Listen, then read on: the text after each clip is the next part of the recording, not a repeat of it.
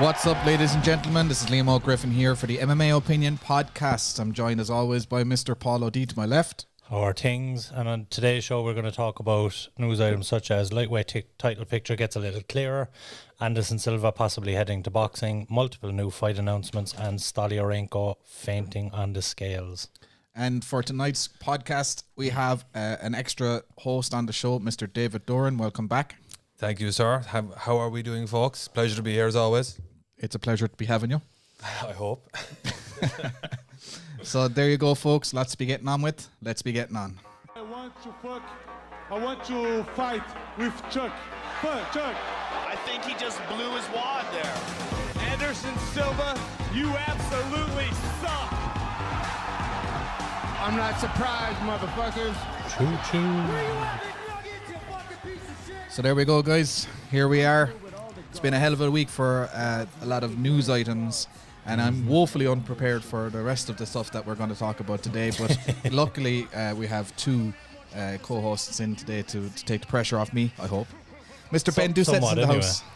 Mr. Ben Doucet, how's the kitchen? Hey. Another day in the kitchen, another Fish Friday. Absolutely.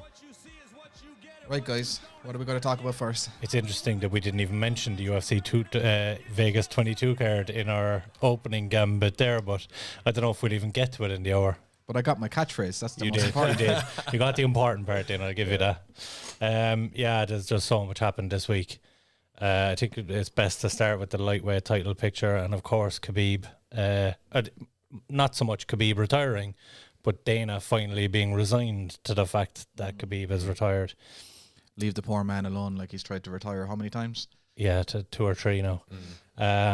But what struck me here is we've got a new title fight announced for UFC 262 on May 15th. But only on Monday it was released that, I can't remember who the source was, I think Ariel Helwani put it out, that Michael Chandler versus Justin Gaethje was in the works and almost a done deal. Fast forward to Wednesday, 2 days later, and Michael Chandler versus Charlie Olives is done deal and For the signed title. for the title. How pissed off are you if you're Justin Gaethje right now? There's more to that story that we haven't heard yet, obviously. And Gaethje's still higher ranked than Chandler. That's the madness of it. And I mean, you saw what Gaethje did to Tony Ferguson, like. Yep. I mean, like, that was an insane fight, and he pieced him apart. Like, he made him look like he didn't really even belong in there in the later rounds, like, you know. So, you know, if you're Justin Gaethje, you got to be wondering what's going on, unless, you know, obviously there's a story in the background there that we don't know, you know, something like that, maybe. But do you think he turned the fight down? He can't have. It's quite possible he did.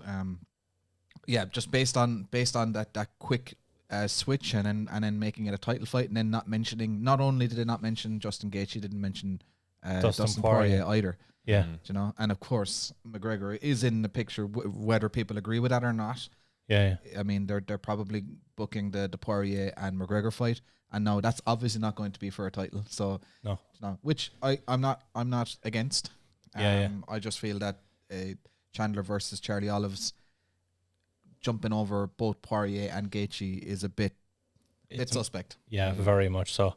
And they announced, well, they didn't announce the fight, but they said that Conor and Dustin was being targeted for June for the 263 card alongside Davison Figueiredo and Moreno, but it doesn't look like that's going to get done in time.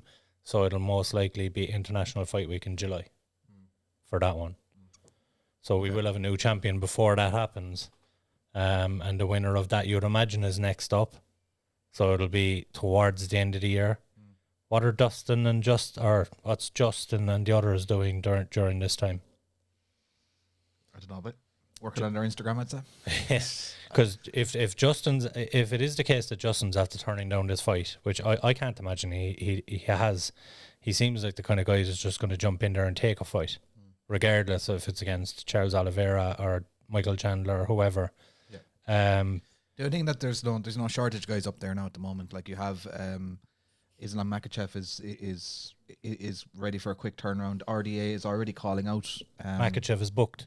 Oh no, sorry, he's not. Makhachev isn't booked. It's Beneil Dariush and Tony Ferguson that's booked. Yeah. So we're going to find out that this whole lightweight picture is going to be cleared up very shortly anyway in the next couple of months, and it's going to be a good year for the lightweight division, I think. For sure, and that 262 card now is phenomenal as well. Obviously, that's the only title fight announced to this point, and I imagine it's the only title fight on that card. But there's some brilliant fights on that card as well. So Ben Doucette says, I mean, Chandler has one win in the UFC over Dan Hooker. I would have assumed one more win for Mike before he gets the belt. Yeah. We are all in agreement with you there, Ben. And Kevin O'Sullivan says, Chandler just in the door and getting a shot. What do people think? Yeah, we're as dismayed as you are, Kevin. It's 100% this kind of marketing thing, though. I mean, like you take the best of the best from Bellator, bring them over, and then you push their stock, I suppose. And you just push it up, and then people are going to tune in regardless of whether or not they think they deserve it. Bring those fans over. It is going to, it definitely is.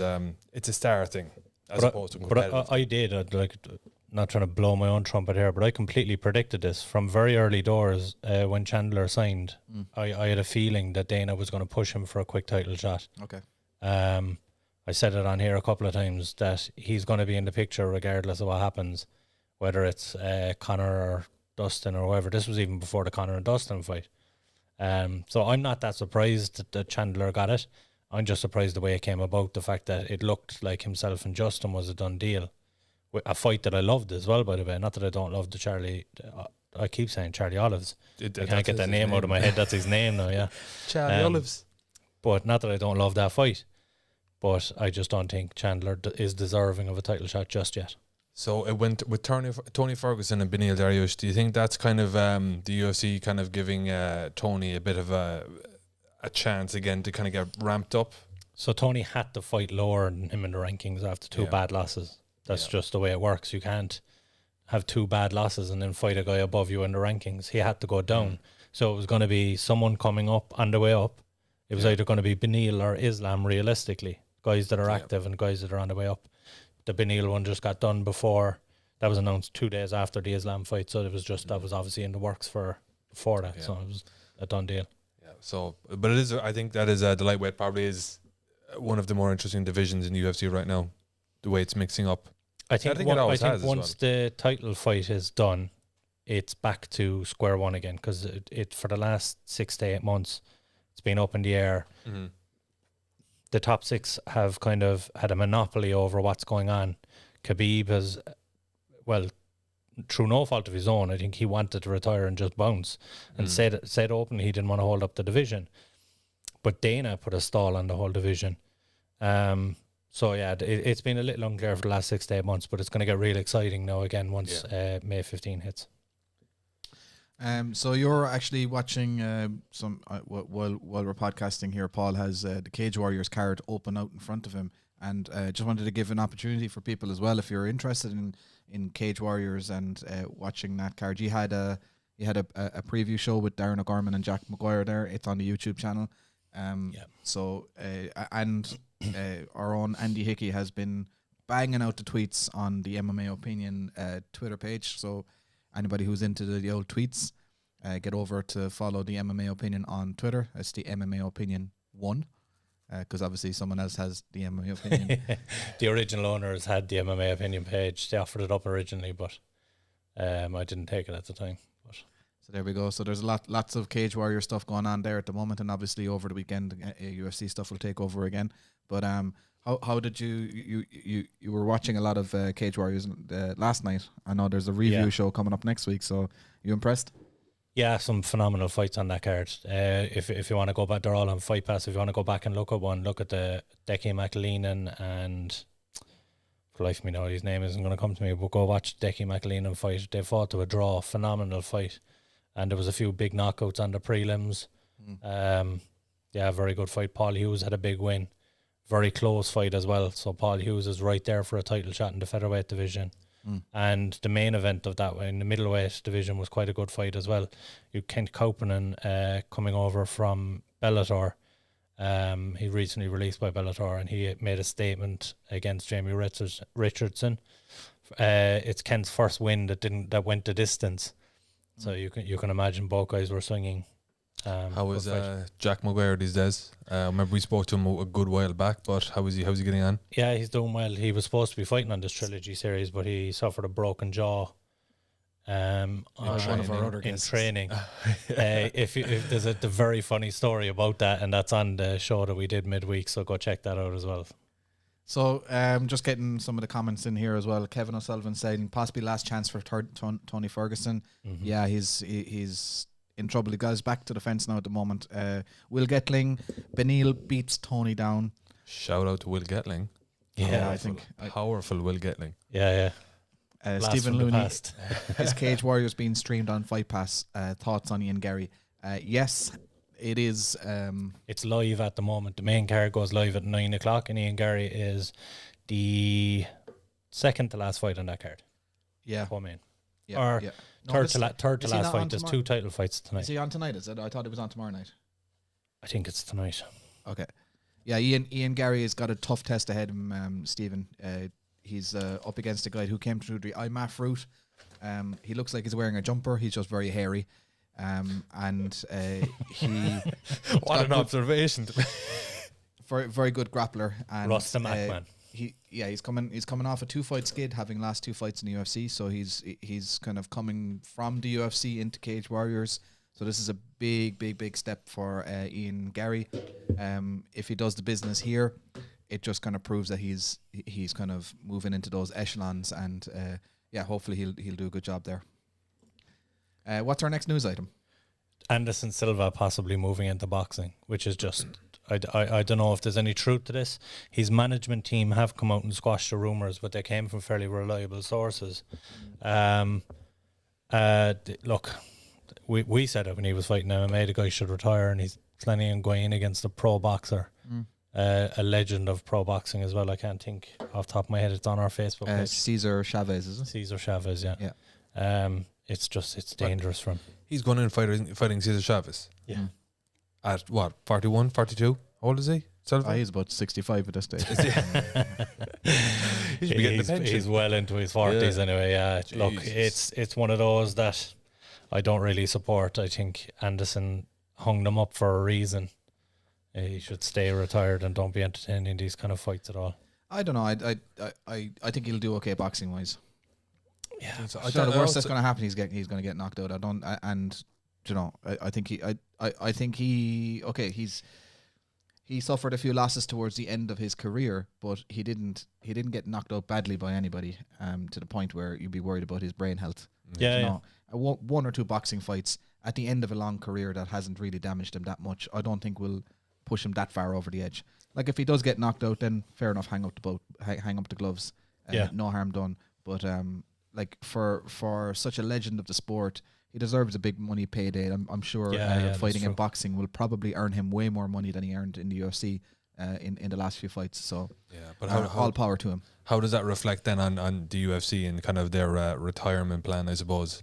If there are lads, legends of the sport who are massive, end up retiring and then going into boxing just to make a bit more money. I don't think it reflects too badly on him. I think a lot of MMA fighters watched McGregor make the transition and said, I want a piece of that. I don't think it has any slight on the UFC. I think it's more the ambition of the fighters themselves, just kind of living out a childhood dream. A lot of them grew up watching major boxing fights. Like Muhammad Ali and all these kind of Fraser, all these boys, yeah, absolutely, 100%. I don't think it's any slight on the UFC, and especially at that level, a lot of guys just do want to test themselves. Yeah, like Anderson was a legend of the UFC. Go over and test himself against a legend of boxing. Absolutely. There's no way this is McGregor money either. This is no, it's not. But it would still be better than his UFC money. He was on good money in the UFC though. It's still going to be better. The boxing money is still going to be better. Even the worst boxing payday is better than the best. Oh no, you definitely have that wrong. If you go down, if you're in a main event of boxing, outside the main event, obviously, they get paid fuck all. But the guys low down the card in boxing get paid way worse than UFC guys. But like sure. I mean, if you're not on the main event in boxing, you're not getting paid very much at all. But I imagine Chavez and Anderson Silva would be either a co-main event or that'd be its own event. Yeah. But like, how does his skill set from MMA translate over? Do you think because he's predominantly a Thai boxer?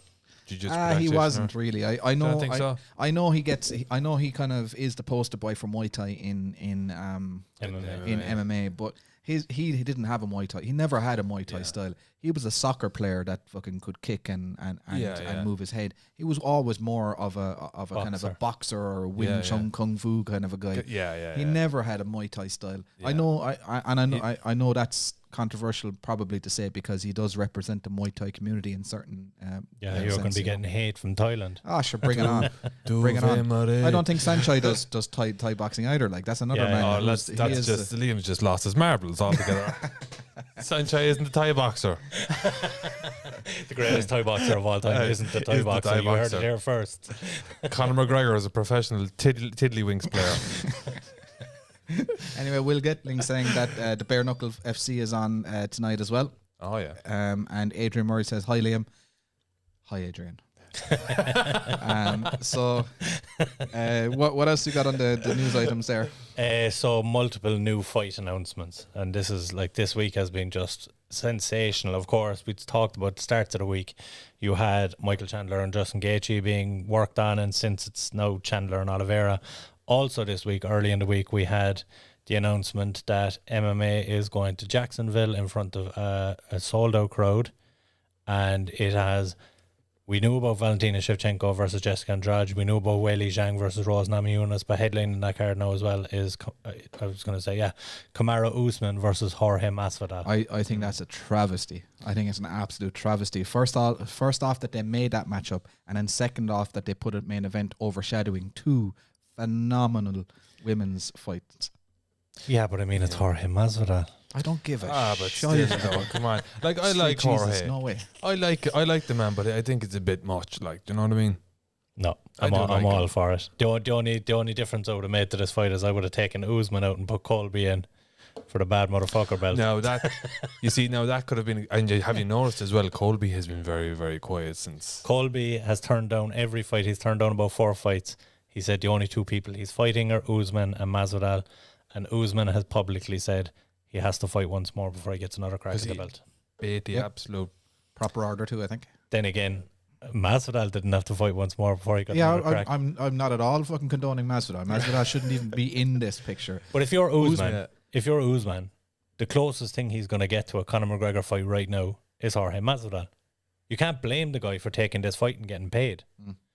He got paid not that long ago for the first Masvidal fight. Someone said that there's a possibility of making that money again 2 fights down the road. Of course you're taking that fight over every other fight. And if you're Masvidal, you're not taking that fight. And there's with Wonderboy, there's always the talk of Leon Edwards versus Wonderboy. Yeah. But that's kind of all over the place. That's the fight to make at the moment. I think both of those guys should be calling each other up because I think whoever wins that fight has a very, very good shot at being the next title fight. I don't think Leon wants that smoke. That's the reason he hasn't mentioned his name. He's talking about every other guy but him. Other fights announced. We had Paulo Costa pulled out of the Whittaker fight. This is a very interesting one for me. He was too drunk. Yeah, something like that. He said he was ill, but it's not COVID. I did a bottle of wine the other night by Costa as a pussy. You did a whole bottle. Did you inject it or how did you do it? I just swigged it back. I swigged it back. He was drunk texting me at 4 o'clock in the morning. I was drunk texting all my exes within an hour of the first bottle. Paul, please take me back. He was there messaging me about what's bad to put up on Twitter after wine. I was like, just leave it the fuck alone. Or if you do, make sure that I can retweet it. But anyway, Will Getling saying that Tyson Fury beats any of the UFC champions in boxing without question. Yeah, no 100%. Chance. No chance. That's a bit of a wild. No, but that's a wild comparison to make, though, isn't it? It's kind of like in a boxing match. Oh, in a boxing match, yeah. That's in a boxing. Oh, sorry. Okay, hang on now. In boxing, yeah. Tyson Fury whoops every heavyweight in the world. Sorry, I didn't read that. That's kind of like saying like Cristiano Ronaldo. Put that wine away, will it? Excuse me. Sorry, it's in my Monster. It's Monster and vodka. That's Hans Molenkamp's newest thing. That's like saying Cristiano Ronaldo would beat you in a soccer match. Isn't it? He absolutely would. Exactly. He just wouldn't. How dare you? That's how dare you? I'd 2-foot tackle him. He'd be out. What about Tyson Fury versus Cyril again? That'd be an interesting matchup. Both of them able to move away. Like. It'd be interesting if it was a kickboxing matchup, but not as a boxing match. Look, it's no, that's fair enough. I concede on that point. I thought it was. You thought he said MMA. Yeah. In which case, everyone almost everyone in the UFC murders Tyson Fury. Yeah, of course. They just take it would just be fight. Another Randy Couture versus James Toney fight. There are some heavyweights in the UFC currently that would try and stand with him because they've no ground game. That's true. So Tyson Fury might get a win in the UFC. You wouldn't know. Other fights announced, some phenomenal ones at bantamweight. 2 phenomenal fights at bantamweight. We have Rob Font versus Cody Garbrandt on May 20th, which is going to be a banger. And the Snake is back. You predicted it. TJ Dillasnake is against Corey Sandhagen. Did I predict that? When did I predict May 8th. that? I'm a fucking genius, boy. When did I predict that? A few weeks ago, the match was kind of being murmured around by a few people, and you said that'll be the fight that he'll come back to. I'm looking forward to that because he's going to get an awful whooping off of Corey Sandhagen. I hope you're right. So, yeah. Because that was a phenomenal knee there by Sandhagen on what's his face? Edgar, yeah. The problem there is Edgar's more telegraphable than TJ. TJ's elusive and he moves around a lot more. And he's on EPO, so I worry for him. Sandhagen can stand in his own corner and hit TJ from any part of the cage. Like he's that long. Stretch arm strong as well. Yeah, TJ's tiny in comparison. Yeah, mind you, he'd probably still taller than Frankie, is he? Oh, he's definitely taller than Frankie Edgar. Yeah, definitely. Yeah, but yeah, so realistically, TJ comes back after EPO gate, everything that went on, and is now 1 fight away. Do you think he's going to look like me? The before and after picture of Vitor Belfort on TRT versus non-TRT? I reckon it's very close. TRT tour. Because before he went away, and when he was cutting down to flyweight, there was some pictures came out, and he looked like just the most shredded man that has ever lived. So yeah, I reckon it could be. He'll have saggy boobs now when he comes back. And the easy boob. Titty gate all over again. Yeah. Look, it's good that he's back. I don't buy into the fact that he's got a number 1 contender shot in his return. He popped for EPO, the worst thing in the sport. Make him go back. And the division has moved on so much. Yeah. And there's so many legit contenders there. Like, I mean, look at the likes of Pedro Munoz versus or Jimmy Rivera. And what a phenomenal fight that was. They just get bypassed again by this guy, and he's back in after cheating his way to the top. Well, Will Gatling has TJ over Corey anyway.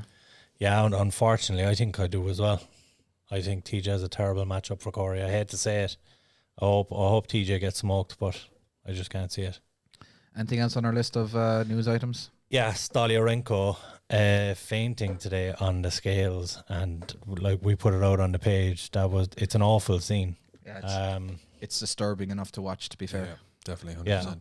I mean, it's not a catastrophic injury, but it's just that like you like for somebody to get to the point where they're passing out. Yeah, and like you can see her trying to fight it. You can see her trying to keep her balance, and then everything just shuts down. And then the lads try to pick her up, and her legs they're still not working. Yeah.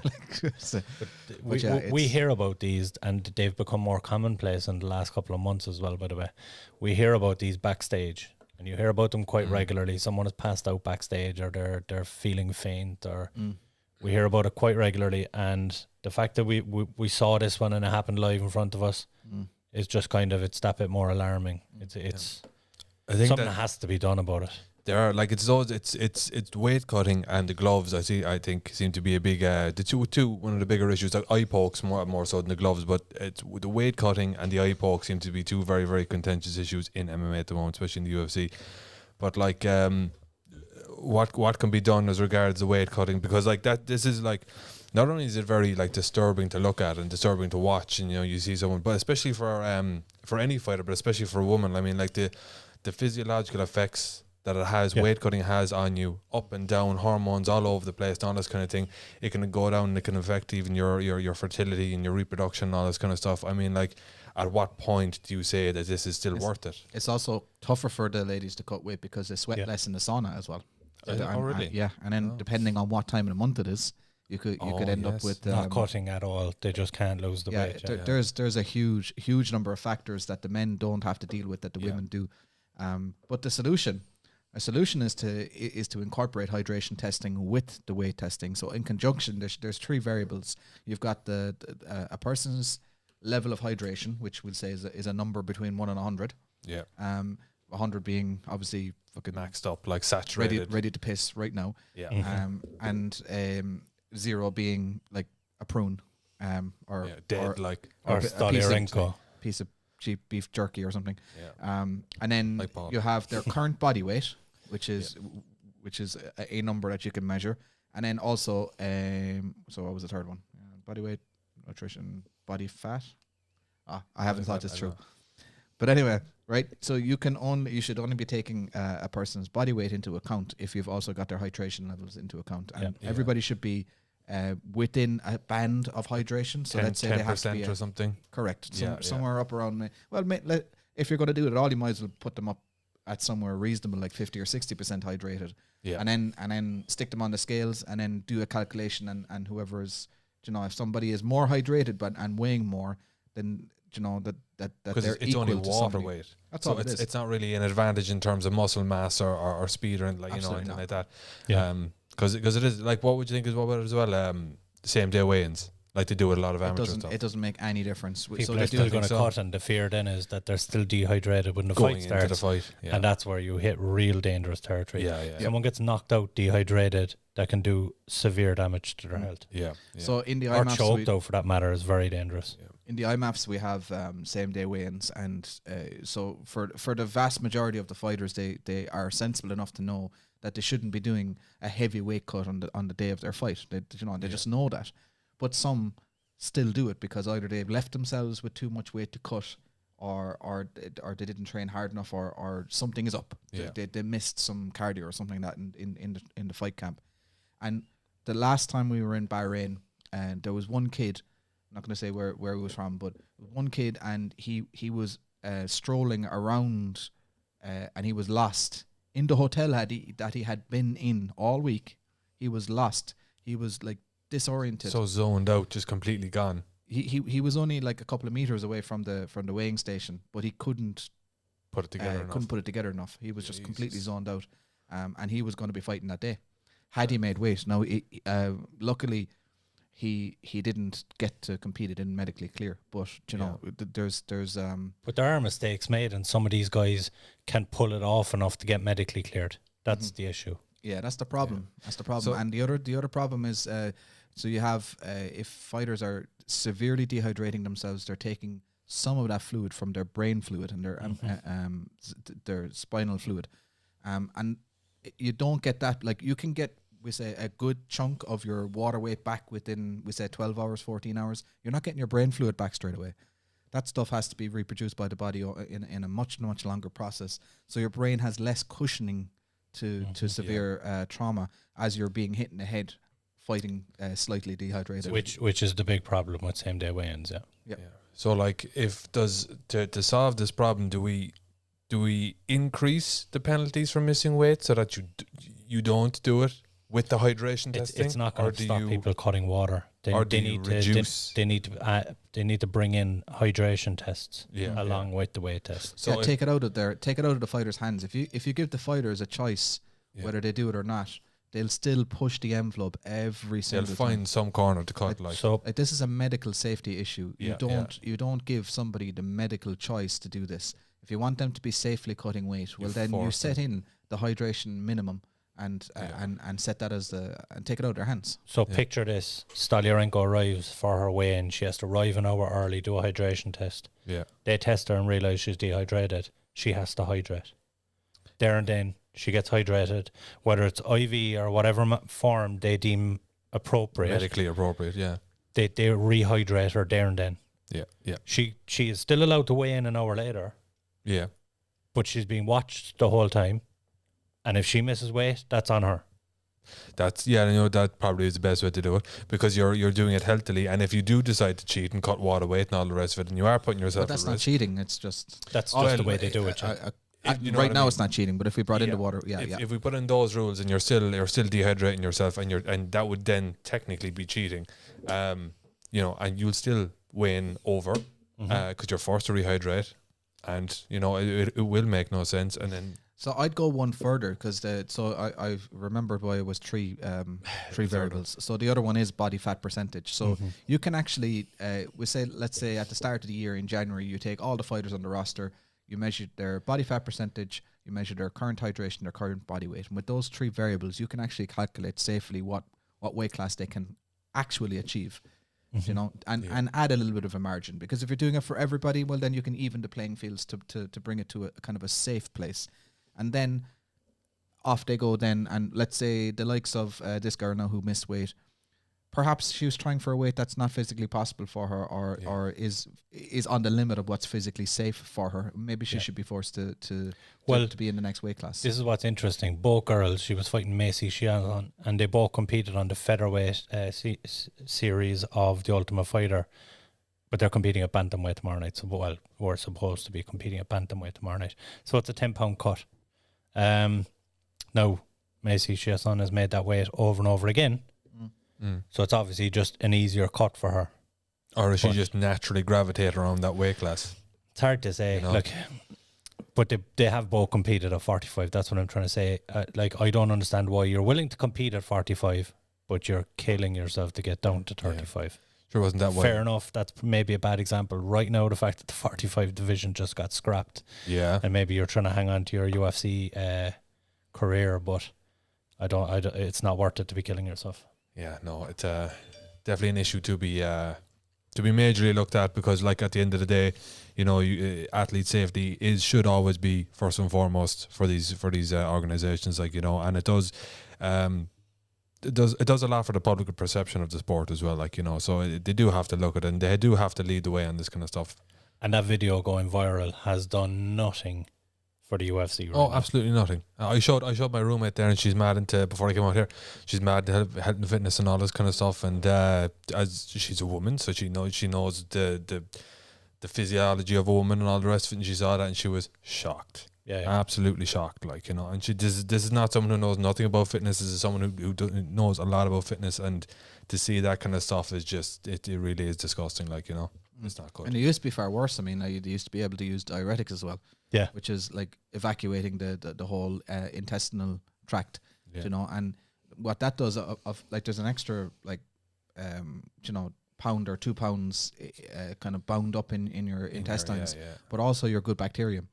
Oh, so the microbiome. Yeah, your microbiome. Yeah. So once you take a diuretic, your immune system just goes to the toilet. Yeah, a laxative, or is that's classed as a diuretic, is it? Mm-hmm. Yeah. Mm-hmm. All right, same thing. Yeah. So Ian ST says, let's just go back to open weight classes. That is the only way I can see there never being a weight cutting issue. Personally, your ideas are all great though, but the UFC loves disorganized chaos. That it does. 100%, Ian. 100%. Yeah, I like the open weight classes, and anyone that's within 10 to 12 pounds, say, set a framework like that. If they're within the same weight, bang it out. Because what difference does a couple of pounds make? It all makes a difference. Like, I mean, when skills are equal and when everything else is equal, the weight does matter. It definitely does, especially if you're wrestling. The system we have now allows for there to be 20-pound weight differences on fight day. That's true. Like we saw with Izzy and Yan. Yeah. There was a 20. At least 20 pounds. Reckon so, yeah. But Izzy was under. Izzy was 201.5, and that was at the very highest he weighed in on the day of the fight. Yan was definitely gone up to 220, 225. Although I was listening to, who was it, Michael Holland? I think it was Michael Holland, Johnny, was talking about Izzy and all that. We'll get on to later, but he was saying that he thinks that Izzy went in over, that he just did a standard weight cut for him, cut down a little bit to 201, and then put on maybe 10 pounds going in. Hard to see it. It's hard to see it. Yeah, I don't think so. I don't think Izzy is cutting to 85 from 205 or 210. Yeah, it just doesn't strike me as that guy. I think I think he's cutting at the most 10 to 15 pounds. Yeah. So I'd say that was his natural walking around weight, was about 2 to 205. Yeah. So Robert Driscoll says you should only be allowed to cut a certain percentage of your body weight. I've seen the videos of Cyborg, Till, and what they have to go through. It's crazy. Yeah. The Cyborg videos. And even remember Connor on the scales of 45. He looked like a ghost. Yeah. Yep. Like Some a crazy zombie. stuff. Look, but we can debate it until we're blue in the face, but I don't see anything changing in the UFC. Not for a very long time. Not for a long time. Not until the rest of the world and the rest of MMA puts pressure on for them to do it by leading the example. UFC are never going to be the front runners for something like this. They're just not. Can the athletic commissions pressure the UFC into doing anything? California tried something new with the earlier weigh-ins and stuff like that, and a few athletic commissions have tried to change it up a little bit, but it's not made any real difference, and I can't see them going so bold as to do the hydration tests, because they will be forced in a way to do that for boxing as well, and there's too much money in boxing and too much politics in boxing for that to ever go through. Yeah. So Rob is adding, I don't think introducing more weight classes is the solution. You'll only water down the quality of this of some already thin divisions. Yeah, I tend to agree with that, Rob. And I think what will happen is you have people who are currently have a tough weight cut at welterweight, for example, will look at the super lightweight division and say, if I just push a little bit harder, I'll actually make that one. So you'll have people cutting even, like in some cases, cutting more weight. You'll have some people who will go up and some people who will try and reach even further than what they're already doing. So I don't think it'll work. But my argument against that is, if you're doing the hydration tests, at that point, I think more weight classes is necessary, because to facilitate, guys will find themselves in between at their natural weight, kind of walking around weight. And hydration tests first. of course, they're that's the first hurdle you have the to weight overcome. classes. Yeah. But like, even if you did like a 150 to 160 pound weight class, you know, the open weight that we were talking about there a second ago, I'd see that's, or maybe a 150 to 155, somewhere in around that. I think a 10 pound. Now, obviously, look, I don't compete, and Liam, you coach and all the rest of it, so I don't know the ins and outs of it, of those extra few pounds, but that seems like a fairly reasonable step to me. Like, you know, It's kind of what we do for Women's Warrior, really, isn't it? yeah. Or you guys exactly. look all right. Yeah. you look They're about not the same. It's grand. Yeah.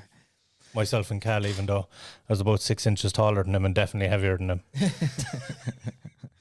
and the monster I fought in Belfast, who when I weighed in I was a little under, and I just got text back, I'm a little over. Oh, Jesus. So, but speaking of UFC, anyway, I suppose we better talk about the card, seeing as though we're 40 minutes into the Jesus, podcast here. I did tell you. You did. You were did. almost bang on. You were almost bang on. 5 minutes Exactly, out. that's it. So, main event, we have Derrick Brunson and Kevin Holland in a phenomenal matchup. I think, look, it's easy in this situation when you have someone riding so high to ride off Derrick Brunson, but we forget that in his last one he knocked off Edmund Shabazian, who was another hot prospect and contender, and someone that everyone saw as a threat to Izzy down the road. And Brunson finished him and took him out of there.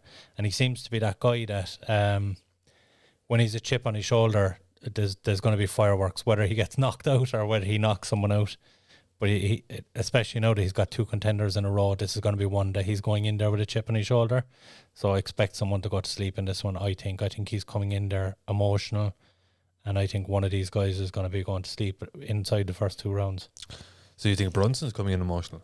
Yeah. Yeah, you reckon so? I thought he's an fairly emotional cool. fighter anyway. You see it in some of his performances. Like a couple of the losses, anyone that's talked to him, he gets wild in the fight. Yeah. And we know Kevin Holland has called him out for a reason. He is going to talk to him the whole way through that fight. 100%, yeah. And that video that is being liked there, posted up there last time. that was hilarious. very, Some very of the funny, shit that he was saying during those fights was just, what was it to Thiago Santos? Why'd you hit me so hard? Oh fuck, man! Why'd you hit me so hard? But I think, you know, like Kevin Holland, I was only thinking about this there. Was it last night, the night before? He is someone who is like Justin Gaethje. He is very comfortable with violence. Yeah. You know, he's very, like, you can see a lot of lads in there, even like you look at the baddest man on the planet, Stipe Miocic, he will tell you that he does not like getting punched in the face, that it is unpleasant, he doesn't like it. Kevin Holland and like people doesn't like mind it. Justin Gaethje, they love the violence. Yeah. So like that, I think that is a massive advantage when you know that you're going in there and you don't hit me. I don't care. The problem with that game plan is that Brunson does put people to sleep. He's second on the list of all-time KOs in that division with 7. And some of his losses, like he's lost to Izzy, he's lost to Jacare twice. See, that worries me then, because if he's lost to Jacare, and we saw what Kevin Holland did to Jacare, and that was like, I mean, like, you want to talk about knockouts, that was a fantastic knockout. That was a kind of a street beat down. He got him from like Jacare was, he was in almost his guard, yeah. Yeah. And then he caught him he clipped him with a shot. He clipped him with like a right hook, I believe it was, and he just kind of clipped him. You can see in Jacare's face the realization, like, oh, I got clipped. Yeah. And then he gets up, hits him again, and then beats him down. And it was nasty. Like, it was a nasty knockout. It's easy to forget as well. Kevin Holland before last year was 3-3 in the UFC. Didn't look like a world beater. Do you know what I mean? Yeah. Granted, he debuted against Thiago Santos and he had some tough fights in his opening 6, but he wasn't being spoken about at all. He just looked like another one of those guys that was going to come in and be around that 30 to 15 area, fight some tough guys, win some, lose some, and then just went on this streak last year, including some huge wins.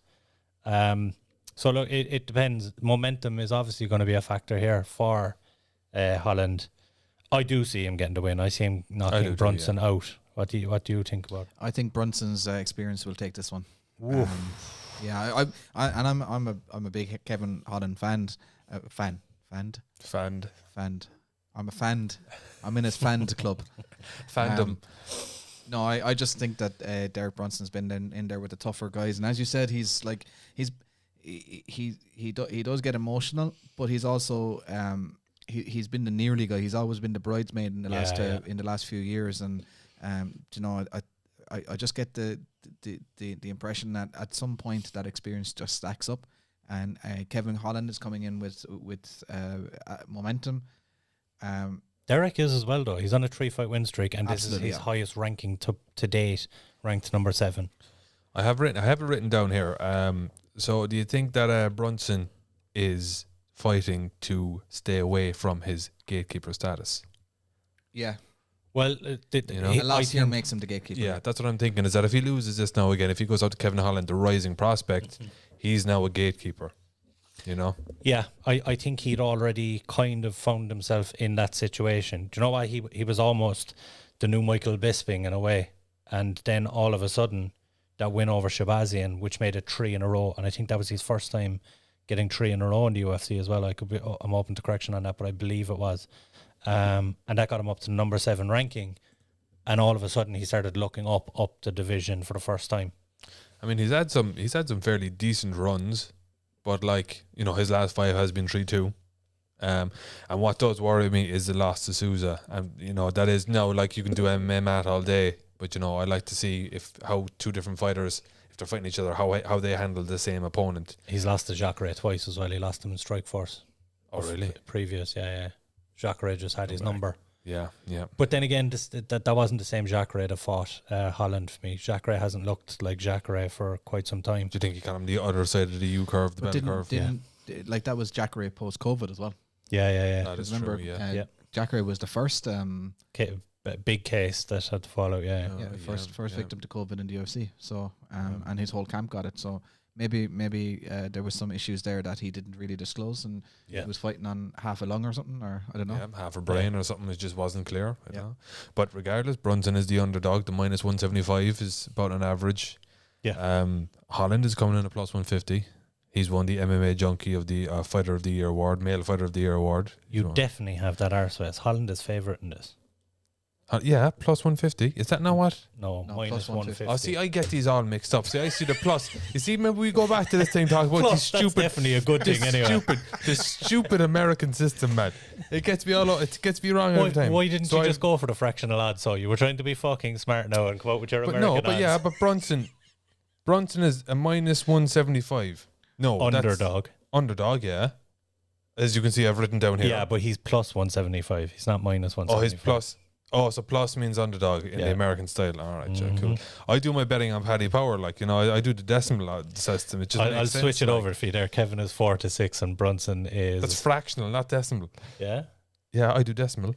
2.25, etc., you know. Multiply my numbers with, you know, that's the way I do it. Fair enough. Anyway. Either way, Kevin Holland is the favourite going into this one. He is. And he's won awards, so yeah, he's on the rise. And he had a run in with your boyfriend. Who's that? Hamzat. Oh, Hamzat. Yeah. Hamzat. That's coming down the road eventually. Do you reckon so? Yeah. Well, as soon as Kamzat is let out of the dungeon, as soon as he's taken over that welterweight division. We'll get some We'll comments. see. We'll see. Into Thin Air says, can't spell Chandler without Chael, boys. Love this show. I give my opinion. Thanks for Every being week. here, boys. And he said Holland wins, so he's in the Holland camp. So there you go. Thanks for tuning in again, guys. So second or the co-main event of that card is the one again, the small fella versus the big fella, isn't it? Yeah, That was hilarious, that post. did him absolutely dirty. They did. It was you that spotted that on. It was me that spotted that because I was just looking at it and I was like, hang on a second, Gregor Gillespie is not that small. Half the size of Brad Riddell. He looks like a troll doll. He does. A troll doll. I'll have to actually get the photograph from the page, but go on anyway. Yeah, So- look, it's another huge fight. Gillespie looked like that guy until the last one where he lost to Kevin Lee, got knocked out quite badly. But before that, when 6-0 in the UFC, he was 13-0 before that. He's 13-1 now. 3 KOs in the UFC, 2 subs in the UFC, and he has some of the most vicious ground and pound in the featherweight division. Yeah, our lightweight division. Sorry. I did that as well during the week. I don't know why I'm assuming he's a featherweight. But he's going in against another tough guy, Brad Riddell. This is actually Riddell's first time fighting overseas that's not Australia or New Zealand. First time travelling that distance, which could play a factor. During COVID as well, during a pandemic. Yeah, it's pretty significant. And he was 6-1 before he hit the UFC with a lot of finishes on his record, and he's come in and he's eked out 3 decisions. Now, he's looked good, but I just don't think he's quite up to Gregor Gillespie's standard yet. I think Gillespie gets a relatively easy decision on this one. Riddell, I mean, he does look great in that. I was watching a few of his fights. He does look great because he boxes just outside of he boxes in the pocket and then retreats just outside. You know, he retreats just outside where he's in that range to move in and throw off some bombs in the pocket, bit of dirty boxing kind of job. But then he retreats away to safety, and I think every shot he throws is kind of powerful. You know, he has the ability to do some damage with each shot, like, you know. So it would be interesting to see how he gets on in that sense, like, you know. So I found the video anyway, guys. The picture. So there you go. The most ludicrous picture the UFC has ever created. Look, there's that, someone like, in the whatever creative department in the UFC that just does not like Gregor Gillespie. Just absolutely trolling him. That's just ridiculous. Like, Yeah. look at him, and he used that's an old picture as well. You guarantee the same person that works in the UFC has an automatically generated Twitter handle that just fucking tweets shit at Gregor Gillespie every day. 100%, like fucking troll. But I remember the Kevin Lee knockout of Gillespie was impressive. Yeah, that was. But that, like, you know, you can't really defend but against that's Kevin that, Lee as well. Like, yeah, I mean, yeah. that's high level stuff. Yeah. The thing with Gillespie is, or with Riddell, if Riddell comes out and swings as hard as he has against some of his other opponents, Gillespie's going to have such an easy time taking him down. Yeah. He's just going to have his way with him. What do you see this? How do you see this fight going? Gillespie.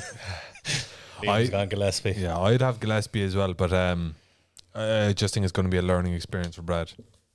Do you know, that kind of way. For sure. And Yeah. he could be back up there in quick time as well. But Oh, I don't 100%, see this yeah. one going as well. No, yeah. The next one for me is one of the worst mismatches I've ever seen in the UFC.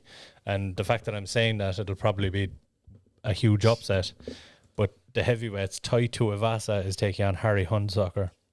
Didn't Harry Hunsucker just come through the Ultimate Fight or the Dana White Contender Series recently? So what actually happened was Harry Hunsucker competed on the Dana White Contender Series, yes.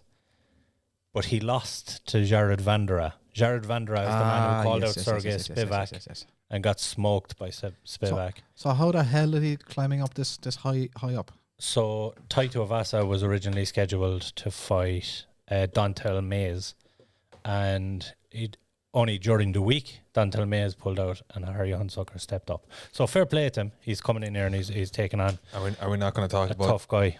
Are we not going to talk about your man's surname though? Tai Tuivasa. No, Hunsucker. Hunsucker. Do you know what I like about this Tapology stat here is that he's we have Tai Tuivasa as the number 22 heavyweight in the world, but Harry Hunsucker is the number 1 heavyweight in Kentucky. Yeah. I mean, you can't argue with the stats, boys. You out cannot. of the 4 heavyweights competing in Kentucky. Yeah, look, he's going to get fucking smoked. If this isn't a first round knockout, I don't know. I'll do an extra burpee. Give one extra burpee. 20. Are they fucking kidding me? What am I going to offer up? Another 20? Go Are you way trying to out get of him that. to cut down the featherweight or what? Don't you start now, Dave. I haven't even touched on Tai Tuivasa and your fascination with thick men. Oh yes, the thickness. I was waiting for it. You were late with it. You were late. I do enjoy his tattoos though. His tattoos are sick. The traditional Maori tattoos. Dave them all. takes a fancy to thick men, as he Thick put it men. earlier. Jan Kutalaba. So into thin air saying UFC acting like the shadow government, making all these big fights in the dead of the US night. Yeah. Yeah. I was up Monday night late doing the behind the tape, and I was up last night doing pro and predictions, just editing those videos, and the news just didn't stop rolling in both nights. It just seemed like there was so much going on. Will Getling saying, I'm just curious how Gillespie comes back from such a nasty KO. That's the big question mark there. I think, look, if he comes back and looks like the same Gillespie, he's got championship material for me. If he comes back and looks a bit hesitant, Riddell is not the guy to go in there with if you're hesitant. But I just think that's the matchup stylistically. If Riddell does come out swinging, that the takedowns will be there for him. So that was 18 months ago thereabouts, wasn't it? The same November 2nd, 2019 here. Yeah. That's a long time to be out. Was there any reason for that? Was he just out, or was there a medical reason, or I don't know. personal Just reason? didn't compete during COVID for whatever reason. I can't remember if he was booked against anyone, but I can't remember he's seeing his name during 2020 either. Yeah. So just as you mentioned it there, Paul, you mentioned the behind the tapes video that's been released. So I just want to give a quick kind of a preview of that. So for those of you who are watching in, if you haven't already, this is just a little bit of a clip of what goes on.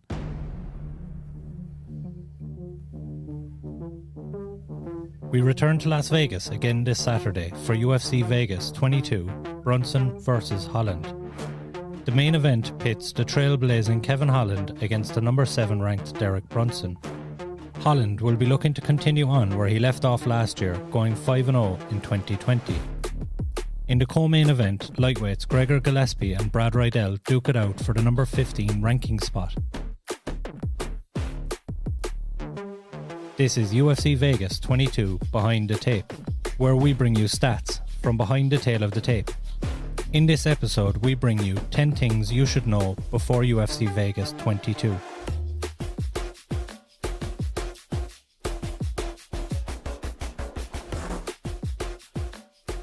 Please subscribe to the channel for MMA content made by fans for the fans.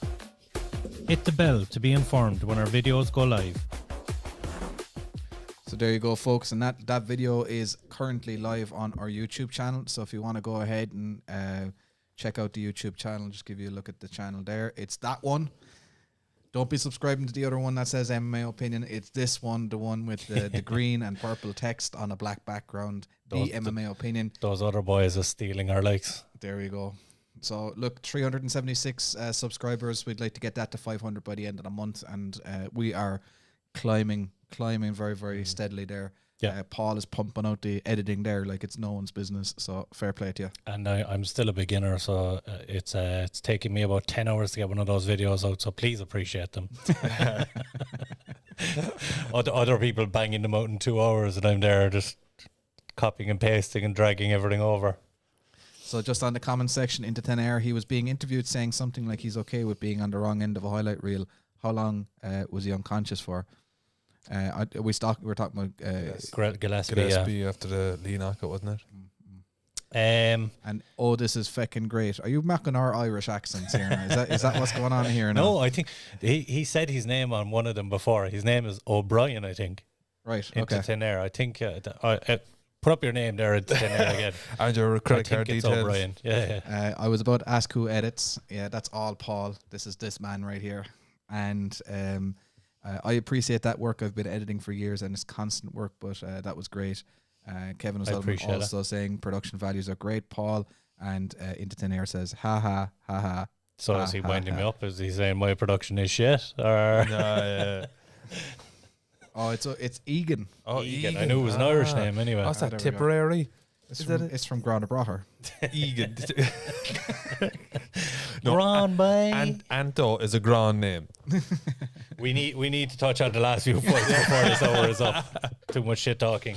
The last fights on the card, you have Adrian Yanez is fighting Gustav Lopez, and this is a bit of a pick-em for me. Yanez is coming in on a 5-fight win streak. Now, Gustavo is only 1-1 in the UFC, but he's debuted against Dvalishvili. Couldn't be a tougher opponent to debut against. And then he went out and submitted Anthony Burchak, which was a phenomenal win.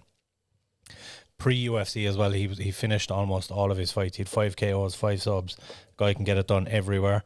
For me, I'm leaning towards Lopez in this, even though Yanez has looked phenomenal. I just think the ground game, I think there's a bigger difference on the mat than there is on the feet. And I think if Lopez gets him down, he might get a submission win here. What do you think? I have no idea. Yeah, Liam has given up the ghost on predictions. absolute pick'em, as you said. Yeah, I have no idea. It's toss of a coin, to be fair. Both guys look good. In the next one, you have another very interesting one. Max Griffin is back after that victory he had over Ramij Bahrami, I believe his name was, or Brahimaj. Well, he wins basically by being called a Griffin anyway. So There we go. But can you remember that injury, Brahimaj, the ear that was hanging off the side was of that his this head? guy? So Griffin, he's the guy that elbowed Juman's ear off. Nice. And he's fighting another serious contender there in Keenan Song.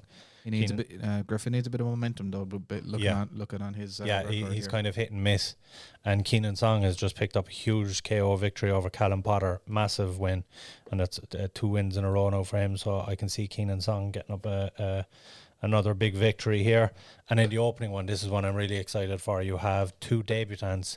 You Cheyenne Boys, who's coming off the Dana White's Contender Series, who looked phenomenal on that. 5-1. She's taking on a girl who's stepping up on a week's notice, Montserrat Ruiz, who's coming over from, she's previously fought in Invicta and a few other places, LFA as well. She went 1-1 in Invicta, and Danielle Taylor was her last, relatively midway through her 10-fight career so far, so there's no shame in that. And looks phenomenal as well. So a very interesting one. I would just lean towards Boys just because she's had more time to prepare. Yep, I have nothing to add to that. But I see Marion Renault is on the card. How old is she? She's about. She's fighting Macy Chiasson. So who is? Isn't Marion about 70? She's 44. Oh, she's my age. Why'd you drink a bottle of wine and give her a text? Who Not a bad idea. I thought Macy Chiasson was fighting Stoliarenko. Who's Stoliarenko fighting? So, or was she supposed to be fighting? Vidal. Oh yes, yeah. Apologies. See, I am so prepared. So that fight is in front of you.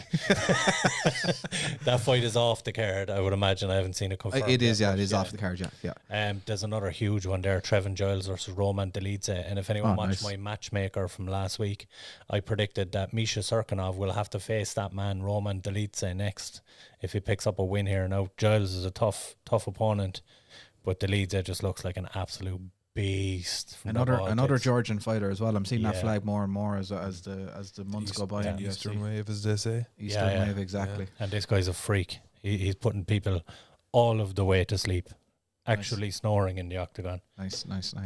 Tucking him in and everything. Yup. Giving a hot water bottle. But another one of those singing lullabies as a post-fight presser. Go to sleep. Another one of the fights I'm looking forward to is Leonardo Santos. I was watching him. What was the knockout again? Your man's name, Stevie Ray. Yeah, Stephen Ray. That was a hell of a knockout. Just caught him at the right distance at the right time, right in the button, and just boom, out to sleep. And you'll see it on. There's an interesting stat on Leonardo Santos in behind the tape as well. So go check that out. It's actually it'll surprise you. And there's also JP Boys, I believe, is married Cheyenne's to wife. Cheyenne. Yeah, so I mean, like that's got to be an interesting family dynamic at home, like, you know. And weirdly, right, this is the second time ever, and then we touched on this behind the tape as well. The second time ever that husband and wife have fought in the same card, Which is the first. So it was Misha Tate, De La Rosa, Brian Carway. No, they never fought in the same card, and they weren't married. They weren't going out. Actually, he's off the scene as well now. Didn't he get kicked out recently? Montagna De La Rosa and Mark De La Rosa, and that was only in 2020. Montagna picked up a win, and Mark got knocked out. And then he went on a 4-fight skid and got caught. Montagna is still doing her thing in the flyweight division for the women. And I have a funny feeling Cheyenne Boys is going to pick up a win, and poor old JP, it doesn't look good for him. So what you're saying is the women are jinx. Yeah, the women are jinxing the husbands. Yeah.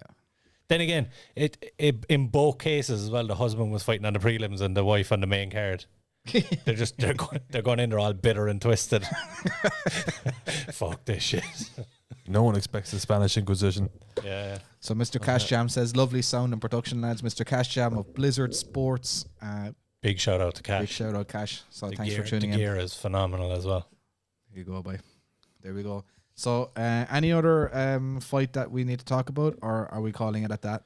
That should be it until Sunday. Of course, next week we have huge card next week. Heavyweights go at it, featherweights go at it, 2 titles on the line. So really looking forward to next week. We'll try and get out as much content as we can. We might have a new segment for you next week as well, which will be a real fun one. So look forward to that on the YouTube channel as well. So stay tuned and subscribe on YouTube, please. And subscribe on Twitter. As you can see, the page, as we said a little bit earlier, we're up at almost 300 fans at this one. So I wonder which will get to the 500 faster. Is it going to be Paul on YouTube, or is it going to be Andy Hickey on Twitter? To 300, I'm over 300. Or to 500, sorry, to 500. Yeah, we're a little bit of competition first going on between myself and Andy. I wouldn't mind, I asked Andy about does he want to take over the Instagram page, and he went, no, fuck that, but I'm not doing that 0 to whatever again. So don't blame me, Andy. So there you go, folks. That's been our show for today. Thanks a million to Dave for joining us, as Thanks always. very much, lads. Mr. Paul O'D, thanks very much. And we will see you all next week, guys. Whatever, yeah. Enjoy the fights. I want to fight with Chuck. Chuck. I think he just blew his wad there. Anderson Silva, you absolutely suck. I'm not surprised, motherfuckers. Where you at, McNuggets, you fucking piece of shit? I'm cool with all the gods. Gods recognize gods. This is #1 bullshit.